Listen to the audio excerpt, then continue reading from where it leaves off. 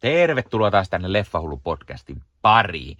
Tällä kertaa arvostelussa Superman, The Christopher Reeve Story. Dokumenttielokuva, joka tuli hetki sitten Maxin ja kertoo ehkä sen legendaarisimman Supermanin teräsmiehen näyttelijä Christopher Reeven tarinan. Christopher Reeve, jonka elämä muuttui, kun hän sai selkäydinvamman ja halvantui kaulasta alaspäin.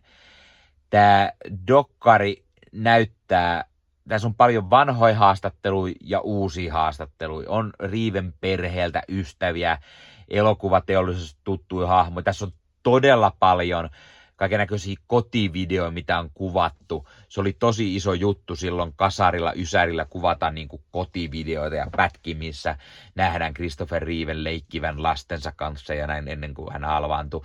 Nähtiin paljon sitä, nähdään sitä kulissien takaista materiaalia, miten hän valmistautuu teräsmiehen rooliin tai kerrotaan, että miten niin kuin nähdään hänen haastattelupätkiä, miten hän sai sen teräsmiehen rooli, miten häntä varoiteltiin, että ei kannata ottaa sellaista. Hän oli teatterinäyttelijä, että älä mene tekemään mitään supersankari. Silloin ei ollut supersankarileffoja, että älä mene ottaa sellaista roolia, että se on aivan niin kuin tuhon tuomittu juttu ja näin. Ja siinä on tosi isoja näyttelijänimiä, jotka kertoo näitä. Oli Christopher Reeven niin kuin ystäviä, kavereita ja heitä on niin kuin haastatellut ja kerrottu asioita ja mä oon enemmän Marvel-miehiä, niin kuin moni varmaan tietää, mutta kun kyseessä on DC:n ja hitto Richard Donnerin Superman-leffa, se on niin legendaarinen ja Christopher Reeve, se on se The Superman, mä oon nähnyt sen leffan monia kertoja, se on yksi näistä DC-leffoista myös paras. Ja mä muistan, miten mä joskus nuorena muistan kuulleeni, miten teräsmies Superman halvaantui ratsastusonnettomuudessa. Ja siitä asti mä seurasin Herran edesottamuksia aina kuolemaan asti. Christopher Reeves teki urallaan paljon leffoja. Ja tunnetun tietty ehkä on tää Superman-leffat. Ja itse asiassa mä en ole varmaan mitään muuta niistä leffoista nähnyt. No, on mä jonkun, missä hän on pienessä roolissa ollut, mutta en mä oikeastaan muista paljon. Smallville-sarjassa hän oli pikkukameos, siis tää Supermanista kertova. Joo.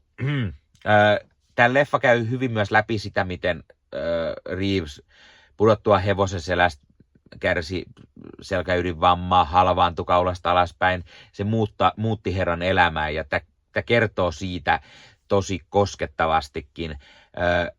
Ysärillä, kun tämä tapahtui, niin silloin selkäydinvammaa ei mitenkään niin kuin tutkittu tai hoidettu oikeastaan. Yritettiin kuntouttaa joo, mutta siihen ei niin kuin ollut mitään semmoista tutkimusta tai mitään.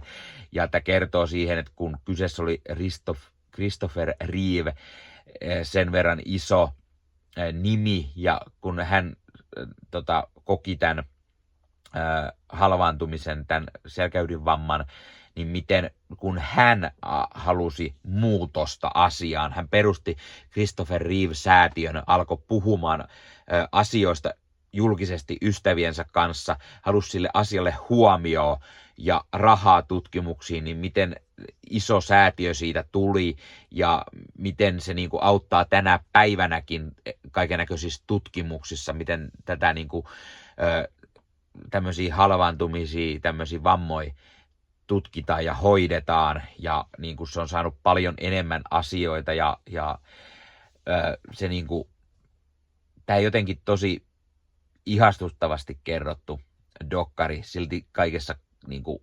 surullisuudessaan ja niin kuin kaameudessaan. Ja sitten se fanius vielä, että kun sä niin kuin rakastat ehkä DC:tä tai DC-leffoja tai sarjakuvia Supermania, niin tää on niin kuin just sellaisille leffafaneille, sarjakuvafaneille ja niille, jotka tykkää hyvistä dokkareista. Tässä tietty myös käydään läpi sitä, että miten Christopher Reeve halusi parantua siitä. Se aiheutti närää vammaispiireissä, koska kaikki ei kokenut, että se on minkäännäköinen niin kuin sairaus, mistä pitäisi parantua. Tämä dokkari kertoo hyvin myös Reeven näyttelijäurasta, Supermanista ja käy myös läpi niitä nähdä vanhoja haastatteluja Richard Donnerin ja niin poispäin liittyen tähän ekaan Superman-leffaan. Tässä dokkarissa kerrotaan myös Reeven suhteista. Reeven lapset, jotka nyt on aikuisia, pääsee myös paljon ääneen, kertoo asioita. Hänellä oli useampi lapsi ja sitten myös pari niistä lapsista oli toisen naisen kanssa, sitten myöhemmin hän meni naimisiin ja toisen naisen kanssa ja sieltä syntyi vielä lapsia. Hänen kaikki pääsee ääneen, myös hänen ex-vaimonsa esimerkiksi, tai tämä naisystävä, ei tainnut olla naimisissa, vaan seuraavan kanssa hän meni naimisiin, niin sitäkin kuullaan.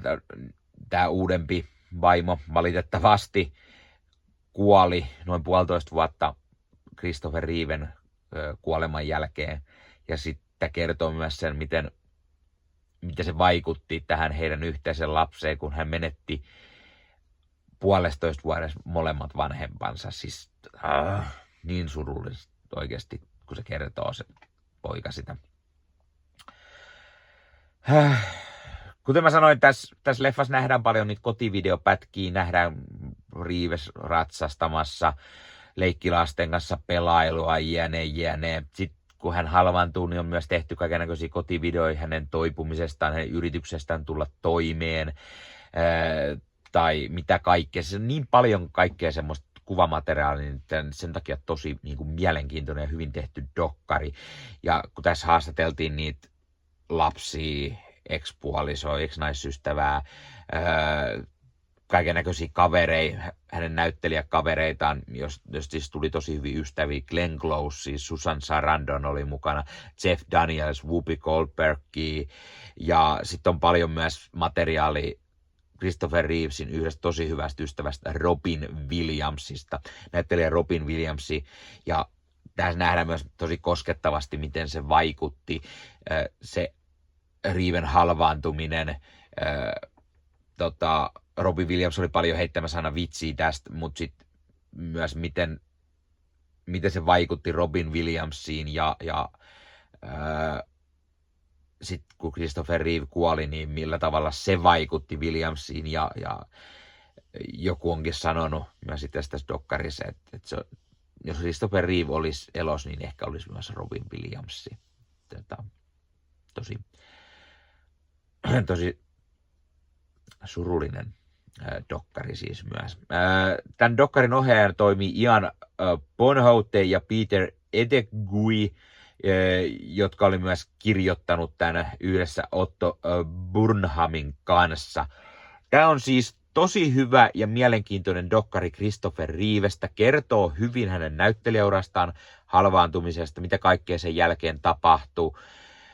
Mutta se loppu varsinkin, se on niin surullista katsottavaa, se kun Christopher Reeve kuolee, kerrotaan hänen kuolleen, miten hänen vaimonsa sairastui syöpään ja kuoli, ja heidän yhteinen lapsensa Will menetti tosiaan molemmat vanhemmat 1,5 vuoden sisään.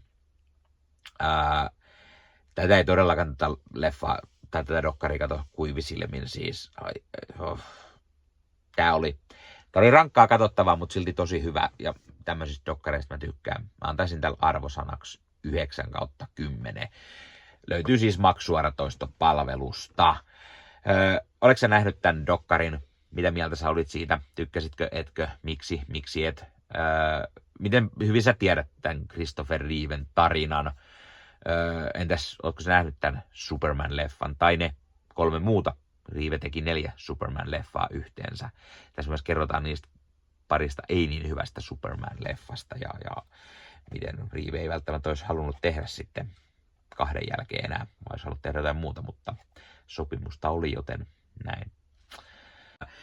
Ja hei, jos katsot YouTuben puolelta, niin pistä peukkuun, jos pistä kanavatilauksen, muista kellosta päälle. Näitä aina, koska tulee uusia videoita ja sen lisäksi auttaa kanava kasvamaan. Eli kiitos kaikille, jotka olette kanavan tilanneet. YouTuben puolella siellä on jäsenyydet, superominaisuudet päälle. Sieltä voi jäsenet tulla kanavan jäseniksi ja sieltä saa erikoismainintaa. Esimerkiksi tohon nimen, kun on kanavan jäsen ja sit saa erinäköisiä hyviä asioita. Näkee ennakkoonkin. Esimerkiksi tämänkin on nähnyt varmasti jo aikaisemmin, jos on kanavan jäsen, tämän videon sieltä ja muita videoita tulee. Esimerkiksi täällä on paljon täällä leffahuoneessa kaiken näköistä, mistä on tulossa lähiaikoina varmasti video, niin niitäkin näkee sitten ennakkoon, kun on kanavan jäsen. Joskus tulee jopa pelkästään jäsenille tarkoitettuja videoita. Ja sen lisäksi on kaikki korostettuja vastauksia ja tila- tämmöisiä merkkejä ja muuta kaikki. Kyllä te tiedätte YouTube-juttut. 0,99 € kuussa tai 2,99 € kuussa, niillä saa erinäköisiä asioita, kun tilailee tai on kanavan jäsen. Niitä supertykkäyksiä, superkommentteja, kaikkea voi laittaa, niin siitä tulee muutamat kymmenet sentit sitten tähänkin suuntaan, eli kiitos kaikille, jotka olette niitä laittaneet. Ottakaa Leffahullu somekanavat haltuun, Instagrami, TikTokki, Facebook-sivusto, jäne. Meikäläinen tekee Marvel Podcast Suomea, Star Wars Podcastia ja sitten sen lisäksi meikäläinen kuuluu Leffamediaan, jos on yli 30 sisääntuottajia, jotka rakastavat leffoja ja sarjojen katsomista, niiden arvostelemista ja kaikkeen leffoja ja sarjoihin liittyvää. Sieltä löytyy leffa- ja sarja-aiheiset uutiset, huhut, trailerit, sieltä löytyy haastatteluja, kaikennäköistä leffa- ja sarja-aiheesta. Ja jos taas haluat ostaa fyysisiä leffoja, niin suomikassu.fi verkkokaupasta voi käydä ostamassa itselleen 4K:ta, DVDtä, Blu-raytä. Siellä kun käyttää koodia Leffahullu, saa 5 € alennusta, kun ostaa yli 60 €. Mikä se mukavampaa? Pikkualennus, ostaa leffat ja sarjaiset fyysinä hyllyyn, koska koskaan ei voi tietää, koska kun suoratoistopalvelu lähtee muokkaamaan leffoja, poistamaan niitä valikoimastaan.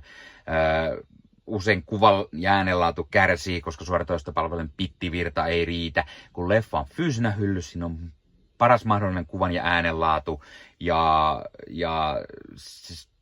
silloin niin kuin tietää, että varmasti saa laatu. Sen lisäksi fyysinen leffoissa on esimerkiksi bonusmateriaaleja elokuvan tekemisestä. Ostat jonkun erikoisjulkaisun, tyylikäs steelbook vaikka tai premium-julkaisu, niin tulee kaikennäköistä lisähärpäkettä myös mukana, magneetteja, julisteita, kirjasta, vihkosta sen leffan tekemisestä, kaikennäköistä muuta mukavaa.